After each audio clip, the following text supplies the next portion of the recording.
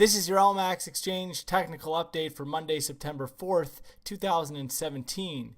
Euro dollar. So the euro has been showing signs of a correction after putting in a fresh 2017 and plus 2.5-year high above 120.71 in the previous week. There is now risk for deeper setbacks and for this correction to extend some more, at a minimum on a short-term basis, back into the 116 area. If the market takes out 116.63, that's where it could get interesting, and we could see the onset of a more significant corrective pullback. 116.63 is that low going back to the 17th of August. Until then, any setbacks are viewed as very intensely corrective on a short-term basis, with risk for a higher low and a continuation of upside towards and through that 2071 high and into the 121.50 area further up. Sterling dollar. So cable has been very well supported into that previous resistance turn support at 127.75. Remember, that was a range high that the market broke out from in April of 2017, which suggested that the market had finally put in a meaningful bottom in October of 2016, down by that plus 30-year low in the 118s. But still, the market right now seems to be more content to choppy consolidation instead of seeing any major pushes or continuations of this uptrend to the top side. Overall, expect the market to continue to chop around roughly between the 126 and 132 area in favor of a continued consolidation before the market eventually heads higher through that 2017 high at 132.70 and towards the 135 to 140 area further up. If we do see any dips, then the market should be well thought of as a strategy to buy on dips into that 126 area, with only a close back below 125 really to compromise this highly constructive outlook. And again, if we close below 125, it would just delay and not negate the constructive outlook for the pound, but short term, expect some more choppy up and down trade. Dollar yen. So dollar yen has been showing signs of adhering to a range trade over the past few months, and the market has once again been supported just ahead of that previous 2017 low, the current 2017 low from April of 2017. The market had stalled out just shy at 108. The low from last year was 108.27, just shy of that 108.13 2017 low from April, which suggests we could see a range resumption in the sessions ahead. But initial resistance does come in at 111, and we need to see a break and close back above that level to suggest that the range resumption is looking good and could open the door for that move back up towards the 114, 115 area range highs. Inability to take out 111 or to establish above it will leave the pressure on the downside and suggest the market could still retest and break below that 2017 low from April. Euro Swiss. Euro Swiss is now a constructive chart, with the market breaking out above some significant resistance at 112 several weeks back, and this does set the stage for an eventual push up towards the 120 level. That's a level that we hadn't seen since that floor was set in January of 2015. That floor was broken, that S&B floor.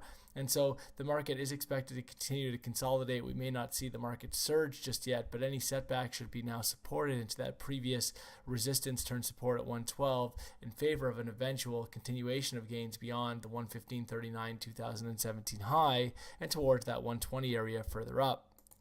Aussie dollar. So the Australian dollar has rallied up a little bit since basing out by 78.08, and the question now is if it's going to continue higher, extend its 2017 run and plus 2-year run above 80.66 and towards the next key levels into the 82.83 area further up. But at the same time, if the market is unable to really get back up and establish above 80, it leaves the door open for a lower top or even a kind of double top formation with a breakback below 78 to open the door for an acceleration of declines, taking this market into the 75 to 76 area.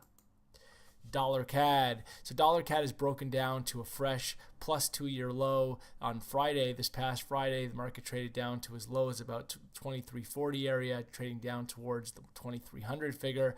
But at the same time, if the market can establish back above 124 on a close basis, it does still leave open the possibility for this double bottom formation here, which of course wouldn't be confirmed until above 2780. But initially, look for the market to establish a daily close back above 2490 to strengthen the double bottom prospect and accelerate accelerate gains.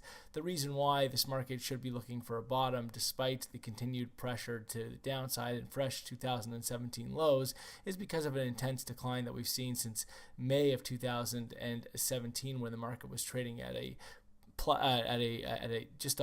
yearly high up there, just off of 138, and this follows an intense 10% correction to the downside, suggesting that the market should be limited from here to the downside in favor of a more significant, healthy correction. Kiwi dollar. The New Zealand dollar has been a clear underperformer of late, with the market breaking down below the latest support barrier at 72. This sets the stage for a potential resumption of declines all the way back down towards some key range lows in the 68 area, which also coincides with the 2017 low. SPX 500. The S&P 500 is right back at it, looking like it wants to break up to fresh record highs beyond the recent highs that we saw in August at 24.91. A break above that level could set the stage for a move up towards the 25.50 area. At the same time, if the market is unable to establish above 24.91, it leaves open the possibility for some form of reversal ahead, a major reversal, with a break ultimately, though, required back below 24.17 to set the stage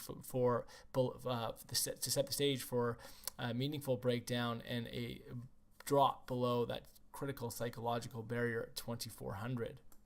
Gold. So gold has finally pushed up, as we've been talking about, through that key resistance at around 1300, with this putting the focus on a retest and break of the 2017 high at 1296.